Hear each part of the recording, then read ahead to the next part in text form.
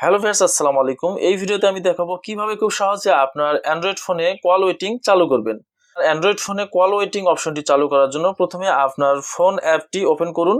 এরপর উপরে ডান কোণায় যে থ্রি ডট মেনু রয়েছে এই অপশনের উপরে ক্লিক করুন।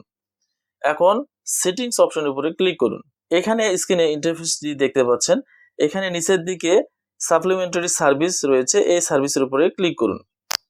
কিছু সময় অপেক্ষার পর এখানে দেখতে পাচ্ছেন যে কল ওয়েটিং একটি অপশন রয়েছে। এই কল ওয়েটিং অপশনের ডান পাশে একটি বাটন রয়েছে, এই বাটনটি অন করুন। এখন আপনার ফোনে যদি একাধিক সিম এখানে ইনস্টল করা থাকে তাহলে কিন্তু অবশ্যই তাহলে সিম 1 এবং সিম 2 আলাদা আলাদাভাবে কল ওয়েটিং চালু করতে হবে। নতুবা কিন্তু আপনি যে সিমে শুধুমাত্র ওয়েটিং চালু রাখবেন আর অন্য সিমে কিন্তু ওয়েটিং চালু থাকবে না। তদ্রূপ আমার এখানে জিপি সিমটি আমি কিন্তু এখন কল ওয়েটিং চালু করলাম, তাই আমার সিম 2 তে কল ওয়েটিং চালু করার জন্য নিচের দিকে এখানে আরেকটি অপশন রয়েছে কল ওয়েটিং, এর ডান পাশে রয়েছে একটি বাটন, এই বাটনের উপরে ক্লিক করুন। এভাবে কিন্তু খুব সহজে আপনার অ্যান্ড্রয়েড ফোনে কল ওয়েটিং অপশন চালু করতে পারেন। ভিডিওটি যদি ভালো লাগে অবশ্যই একটা লাইক দিবেন, শেয়ার করতে ভুলবেন না।